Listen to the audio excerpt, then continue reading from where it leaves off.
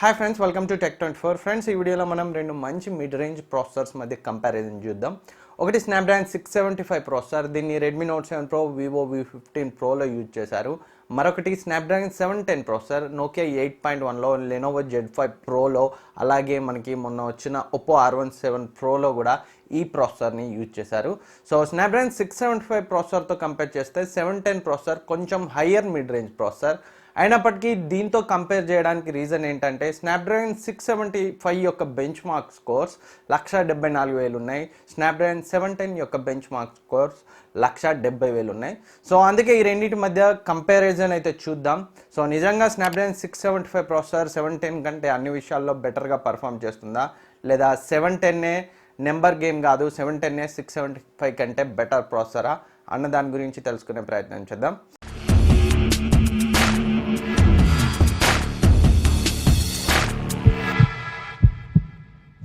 ముందుగా ఈ రెండు ప్రాసెసర్స్ బిల్డ్ అయిన ఆర్కిటెక్చర్ గురించి మాట్లాడుకుంటే స్నాప్డ్రాగన్ 675 ప్రాసెసర్ 11 నానోమీటర్ ప్రాసెస్ పై బిల్డ్ అయింది. స్నాప్డ్రాగన్ 710 10 నానోమీటర్ ప్రాసెస్ పై బిల్డ్ అయింది.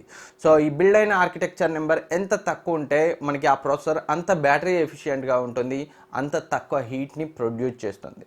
సో ఇక్కడ మనకి చూసుకుంటే Snapdragon 710 10 nanometre, Snapdragon 675 11 nanometre. So ఆ లెక్కన మనకి స్నాప్డ్రాగన్ 710 తక్కువ బ్యాటరీని కన్జ్యూమ్ చేసుకుంటుంది, అలాగే తక్కువ హీట్ని ప్రొడ్యూస్ చేస్తుంది ఇది వర్క్ చేసేటప్పుడు.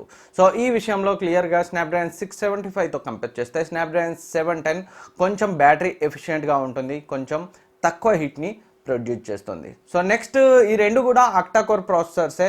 సో మనకి స్నాప్డ్రాగన్ 675లో వాళ్ళు 4th జనరేషన్ క్రయో 460 కోర్స్ని యూజ్ చేశారు, అండ్ స్నాప్డ్రాగన్ 710లో వాళ్ళు 3rd జనరేషన్ క్రయో 360 కోర్స్ని యూజ్ చేశారు. సో మిడ్ రేంజ్ ప్రాసెసర్స్లో 4th జనరేషన్ ప్రాసెసర్ని యూజ్ చేసిన ఫస్ట్ ప్రాసెసర్ స్నాప్డ్రాగన్ 675. సో ఈ క్రయో 460 కోర్స్ ఇవి నథింగ్ బట్ ARM కార్టెక్స్ కోర్సే. సో వాళ్ళు ARM కార్టెక్స్ కోర్స్ని వీళ్ళు కొంచెం ఆప్టిమైజ్ చేసి ఇంప్రొవైజ్ చేసి క్రయోగా పేరు పెట్టి వాళ్ళైతే వాళ్ళ ప్రాసెసర్స్లో యూజ్ చేస్తారు. సో ARM కార్టెక్స్ బేస్డ్ కోర్సే క్రయో కోర్స్. సో రెండింటికి పెద్ద డిఫరెన్స్ ఏం లేదు.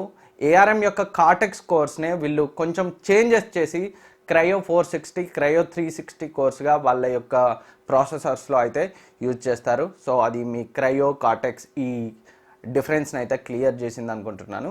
సో క్వాల్కమ్ చెప్పేదాన్ని బట్టి క్రయో 460 కోర్స్ క్రయో 360 కోర్స్ కంటే 20% బెటర్గా పర్ఫామ్ చేస్తాయని అయితే చెప్తుంది.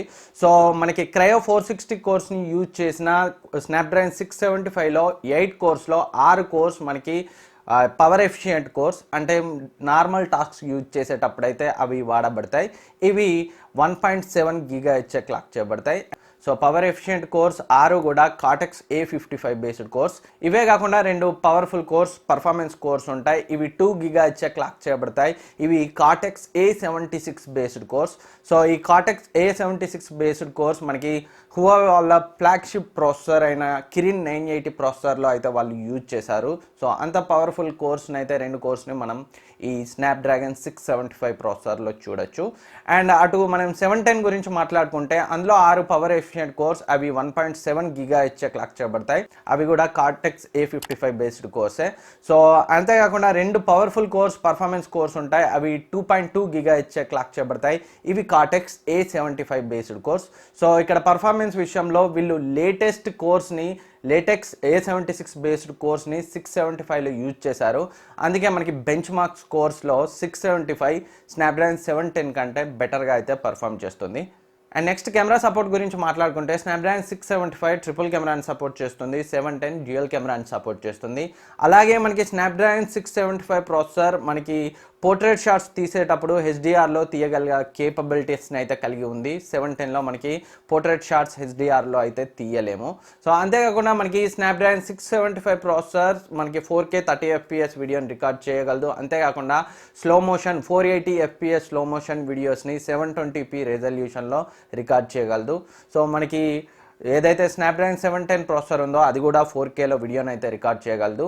అండ్ మనకి స్నాప్డ్రాగన్ 675 ప్రాసెసర్ 16 మెగాపిక్సెల్ 2 డ్యూయల్ కెమెరాస్ని సపోర్ట్ చేస్తుంది అండ్ సింగిల్ 25 మెగాపిక్సెల్ని సపోర్ట్ చేస్తుంది. స్నాప్డ్రాగన్ 710 మనకి డ్యూయల్ 20 మెగాపిక్సెల్ కెమెరాస్ని రెండుతో సపోర్ట్ చేస్తుంది అండ్ సింగిల్ 35 మెగాపిక్సెల్ని అయితే సపోర్ట్ చేస్తుంది. సో కెమెరా సపోర్ట్ విషయంలో మిడ్ రేంజ్ ఫోన్స్లో ట్రిపుల్ కెమెరా సపోర్ట్ని తీసుకొచ్చిన స్నాప్డ్రాగన్ 675 ప్రాసెసర్ 710 కంటే ఈ డిపార్ట్మెంట్లో కొంచెం బెటర్ అని అయితే చెప్పొచ్చు.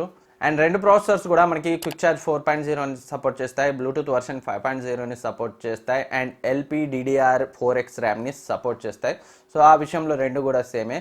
డిస్ప్లే సపోర్ట్ విషయానికి వస్తే మాత్రం మనకి Snapdragon 675 processor full HD plus డిస్ప్లేని సపోర్ట్ చేస్తుంది, కానీ స్నాప్డ్రాగన్ 710 మనకి QHD ప్లస్ డిస్ప్లేని కూడా సపోర్ట్ చేస్తుంది. ఈ విషయంలో 710 డిస్ప్లే సపోర్ట్ విషయంలో కొంచెం బెటర్ అని చెప్పొచ్చు.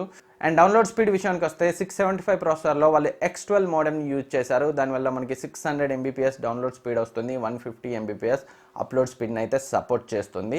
అండ్ 710 ప్రాసెసర్లో వాళ్ళు X15 మోడెమ్ని యూజ్ చేశారు.